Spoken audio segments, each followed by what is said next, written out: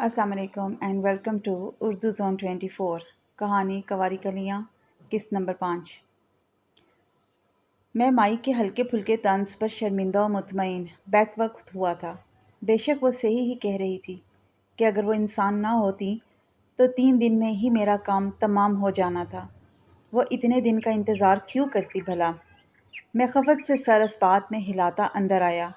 میرے اندر کہیں زیادہ یہ تجسس بھی تھا کہ اگر وہ انسان ہی تھیں تو ایسے کیسے وہ انسان کا گوشت کھا سکتی تھیں؟ یخ! مجھے سوچ کر ہی متلی سی ہوئی۔ پورے صحن میں ایک کمرہ اور ایک غسل خانہ تھا جہاں رفع حاجت کی سہولت بھی تھی۔ میں پہلے یہاں آ چکا تھا۔ بچپن میں یہاں نواب شاہ سے آئے ایک میاں بیوی رہتے تھے جو مجھے اپنے بچوں کی طرح ہی چاہتے تھے۔ یہ گھر تب سے اب تک ایسا ہی تھا، مگر پہلے یہاں اتنی ویرانی نہیں تھی جیسی ویرانی اب چھائی ہوئی تھی۔ میں نے جتنی دیر میں اپنی زیرک نگاہوں سے در و دیوار کو تاڑا اتنے میں مائی صحن میں کھڑی اکلوتی چارپائی کو بچھا چکی تھی۔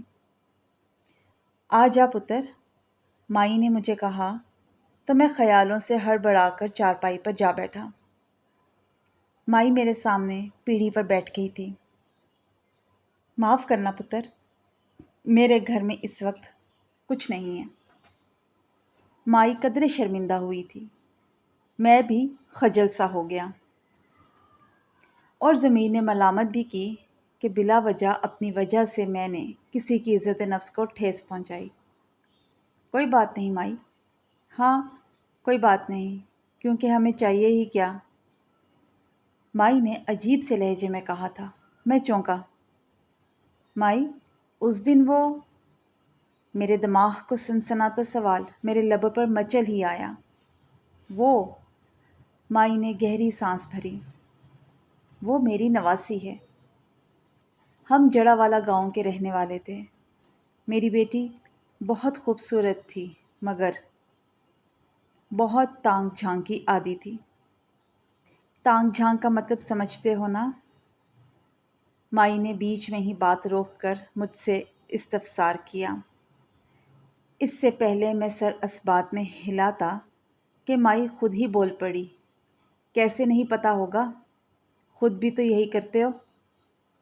مائی کی بات مجھے بے حد چبھی تھی اور میں اندر ہی اندر پیچ و تاب کھا کر رہ گیا، لیکن سچ بات تھی، کچھ کہہ بھی نہ پایا۔ میری بیٹی کی اسی عادت کی وجہ سے مجھے اس کی شادی جلدی کرنی پڑی، مگر شادی کے 2 سال بعد ہی وہ اپنے شوہر سے لڑ جھگڑ کر طلاق اور 1 سال کی بیٹی لیے دوبارہ میرے در پر آ گئی۔ کہتے ہیں زندگی کا بڑا سانحہ زندگی بدل دیتا ہے اور ساتھ ساتھ انسان کو بھی، مگر پتر میری بیٹی کے لچھن تو وہی تھے نا۔ میں اس کو بارہا روکتی مگر وہ رکتی ہی نہیں تھی۔ اس کی بیٹی کے واسطے بھی دیے مگر یوں ہی کرتے کرتے میری نواسی 17 سال کی ہو گئی۔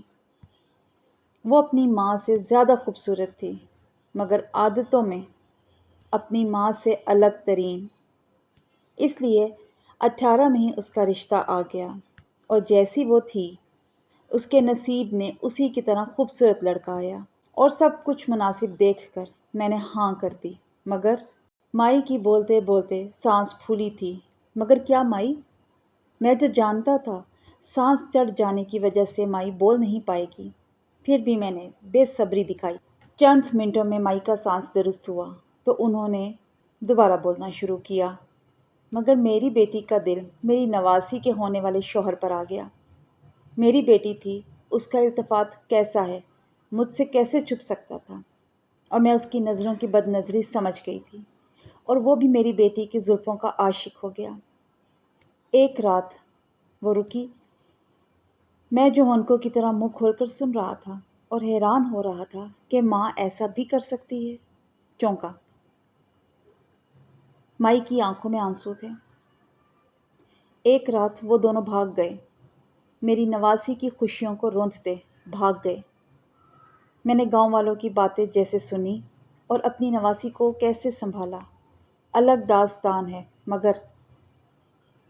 مگر 2 دن بعد میری بیٹی، وہ بتاتے بتاتے شاید کہیں کھو گئی تھی۔ میری بیٹی اجڑی حالت میں رات کو میری دہلیز پر کھڑی تھی۔ وہ اسے درندوں کی طرح نوچ نوچ کر بھاگ گیا تھا۔ میں گاؤں والوں کی باتوں سے پہلے ہی اوب چکی تھی۔ اس کو ایسی حالت میں دیکھ کر ہوش و حواس کھو بیٹھی۔